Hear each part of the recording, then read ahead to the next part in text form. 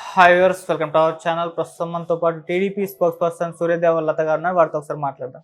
నమస్కారం మేడం.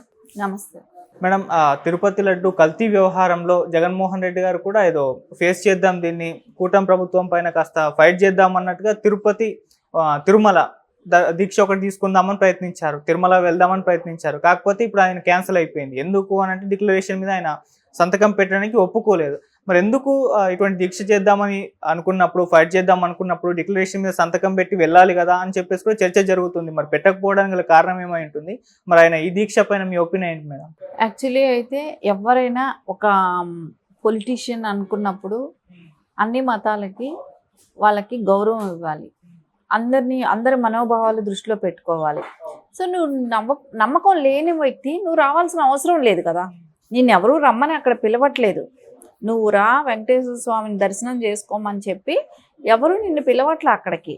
కానీ నువ్వెంతటి నువ్వే రావాలని, అంటే హిందువుల ఓట్ బ్యాంక్ కోసం నువ్వు రావాలని అనుకున్నావు. సరే, ఎప్పుడైతే అక్కడ డిక్లరేషన్ మీద సంతకం పెట్టాలి అని అన్నప్పుడు ఆయనకి రావటానికి అంటే ఏదో ఒక కారణాలు చెప్పి, ఫస్ట్ ఏమో నేను కింద నుంచి నడుస్తాను, కొండకి మెట్ల ద్వారా వెళ్తాను అని అన్నారు, మెట్లు ఎక్కి వెళ్తాను అని అన్నారు, అల్పిరి దగ్గర నుంచి పాదయాత్ర అన్నారు. కానీ అక్కడికి వచ్చిన తర్వాత తీరా అది లేదు. ఆ తర్వాత ఫస్ట్ ఏమో మెట్లు ఎక్కుతానని అన్నాడు, తర్వాత మెట్లు కథ నాకు కాళ్ళు బెనికింది, నేను మెట్లు ఎక్కలేను అని అన్నాడు. అవును, సరే, తర్వాత ఏమైంది, మెట్లు ఎక్కకుండా నేను నేరుగా డైరెక్ట్ వెళ్ళి దర్శనం చేసుకుంటాను అని అన్నాడు. సరే, ఏది ఏమైనా చేసుకో, నువ్వు దర్శనం చేసుకోవటం తప్పనము, దేవుడి దగ్గరికి ఎవరైనా వెళ్ళొచ్చు. కానీ అక్కడ ఎవరైనా సరే అన్య మతస్థులుగా ఉన్నవాళ్ళు, అంటే వేరే రిలీజన్కి సంబంధించిన వాళ్ళు ఎవరైనా సరే వచ్చినప్పుడు మేము వెంకటేశ్వర స్వామిని నమ్ముతున్నాము, ఆయన మీద మాకు భక్తి ఉంది అనే ఒక సంతకం అది పెట్టడానికి ఎందుకు నీకు అంటే, నువ్వు ఒక మత ఉమ్మాది ఇన్ని రోజులు ఏపీలో అలాగే అనిపిస్తుంది. అంటే ఒక మతానికి నువ్వు ఏదైతే నువ్వు నమ్ముకున్న నీ మతానికి దానికోసం నువ్వు తిరుమలనంతా కూడా అక్కడ జరగాల్సిన ఆచారాలే కానివ్వండి ఏది జరగనివ్వాల. ఎందుకంటే ఆచారాలు జరగనివ్వలేదని అనటానికి ఒక ముఖ్యమంత్రి హోదాలో ఉన్న వ్యక్తి ఆ పట్టుబట్టలు తీసుకెళ్ళినప్పుడు సతీ సమేతంగా వెళ్తారు. సో అది కూడా అక్కడ జరగలేదు. 5 సంవత్సరాలు నేను నా నెత్తిన పట్టుబట్టలు పెట్టుకొని నేను వెంకటేశ్వర స్వామి వారికి తీసుకెళ్ళాను అని అంటున్నావు. నువ్వు పద్ధతిగా చేయలేదని ఫ్రమ్ ద బిగినింగ్ నుంచి చెప్తున్నావు. అది పద్ధతి కాదు అనేది ఫస్ట్ నుంచి చెప్తున్నారు. కాకపోతే నీకేంటంటే నువ్వు ఒక సీఎం అనే ఒక అహంభావంతో నేను ఏం చేస్తే అదే కరెక్ట్ అనేటట్టే చేసావు. ఇంకోటి అక్కడ చూసాం మనం, దర్శనం చేసుకొచ్చిన తర్వాత కూర్చోపెట్టి ప్రసాదాలు ఇచ్చేటప్పుడు ఆయన పైన ఒక స్టూల్ మీద కూర్చుంటే పురోహితులు వాళ్ళందరూ కూడా కింద కూర్చోవాలన్నమాట ఆయనకి ప్రసాదాలు ఇవ్వటానికి. ఇది ఎక్కడా జరగలేదు ఇప్పటి వరకు. అంటే ఆచారాలని, హిందూ ఆచారాలను కూడా ఈయన మార్చేసేయాలని చూడటం. ఇంకా మనం చూసాం ప్రసాదాల్లో ఏ రకంగా అయితే కల్తీ నెయ్యిని కలపడం. సో మద్య మాంసాలు అనేది పైకి తిరుమలలో నిషేధం, కానీ అలాంటి చోట దొరికేటట్టు చేయటం కానివ్వండి, అంత ఇష్టానుసారంగా అదేదో ప్రైవేట్ ప్రాపర్టీ లాగా ఆయన సొంత జాగీరలాగా చేసేసారు. అంటే ఇప్పుడు ఒక్కటి మనం ఆలోచించాలి, ఇప్పుడే సిట్ ఇది నడుస్తుంది ఎంక్వైరీలు, దీనిలో చాలా విషయాలు కూడా బయట వస్తాయి. అంటే ఒక లడ్డూలోనే కల్తీ జరిగిందా, మిగతా వాటిల్లో కూడా కల్తీలు జరిగాయా, స్వామివారికి ఉండాల్సిన బంగారం ఉందా లేదా, ఆయనకు ఉన్న నిధులన్నీ కూడా అలా ఉన్నాయా లేవా, ఇవన్నీ కూడా అయితే 5 ఏళ్ల క్రితం ఎంత ఉన్నది, వచ్చిన ఆదాయాలంతా వీళ్ళు ఏం చేశారు, ఇవన్నీ అయితే ప్రజలందరికీ తెలియాలి. ఇక్కడ గవర్నమెంట్కి తెలిసినా తెలియపోయినా కూడా అవసరం లేదు, హిందువులకు అందరికీ కూడా తెలియాల్సిన అవసరం ఉంది ఇక్కడ. సో ఇప్పుడు అంటున్నాడు, ఇది ఎవరో ఏ పొలిటీషియన్ చెప్పారో నాకైతే అంటున్నారు, అది వెళ్ళి కంప్లైంట్ ఇవ్వచ్చు కదా, ఎందుకు ప్రజలకు చెప్పడం ఎందుకు అని కూడా ఎక్కడో విన్నాను. సో దీనిలో తెలియాల్సింది ప్రజలకి, హిందువులకి తెలియాలి ఇది. సో కల్తీ జరిగిందనేది తెలియాలి. అది తెలియకపోతే ఎవరు, ఇది హిందువులకి తెలియాలి కదా. ప్రతిదీ కూడా తిరుమల తిరుపతి దేవస్థానంలో గతంలో అంతా కూడా ఇంత ఉంది, ఆయన సొమ్ము ఇంత ఉంది, ఆయన బంగారం ఇది అనేది మొత్తం తెలిసేది. సో ఇప్పుడు తెలియట్లేదు అది. సో అలాంటివన్నీ గతంలో తెలిసేది కాబట్టి ఇప్పుడు కూడా అదే తెలియాలని అంటాం. సో ఎప్పుడు కూడా చంద్రబాబు నాయుడు గారు దాచకుండా అది చెప్పటం అనేది కరెక్ట్ విషయం అయింది. సో ఇవి దాచి ఇది ఇట్లాంటి విషయాలు దాస్తే రేపు పొద్దున ఆయన మంచి చేస్తున్నాడు అనేది ఎలాంటి పని చేశాడు జగన్మోహన్ రెడ్డి ఈ 5 ఏళ్లలో అనేది ప్రజలకు తెలియాల్సిన అవసరం ఉంది కదా. ఇక్కడ భక్తితో వెళ్తున్నాం, సో అక్కడ అంతా కలుషితం అయిపోయింది అది. సో అది ప్రజలకు తెలియాల్సిన అవసరం ఉంది. అంటే ఒక ఆంధ్రప్రదేశ్కి సంబంధించింది కాదు టీటీడీ అనేది, హిందువులు అందరికీ సంబంధించింది.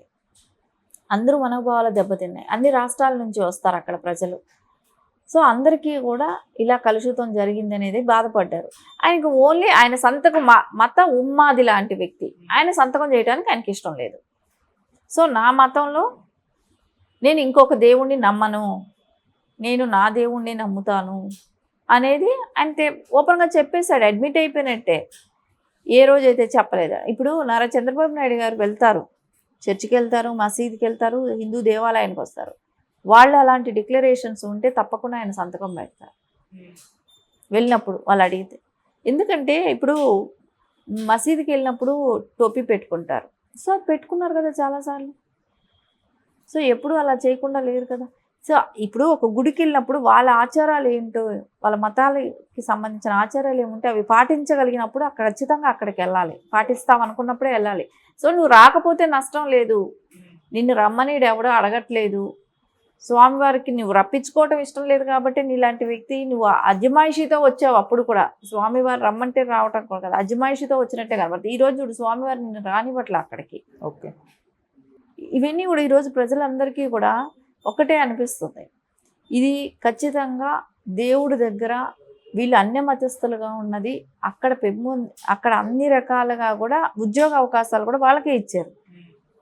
ఎందుకంటే హిందూ మతం మీద నమ్మకం లేని వాళ్ళకి హిందువులు వేసే ఉండిలో వేసే డబ్బులన్నీ కూడా అన్ని మతస్థులకు పంచడమా, వాళ్ళు చర్చిలు కట్టించుకోవటానిక కాదు కదా.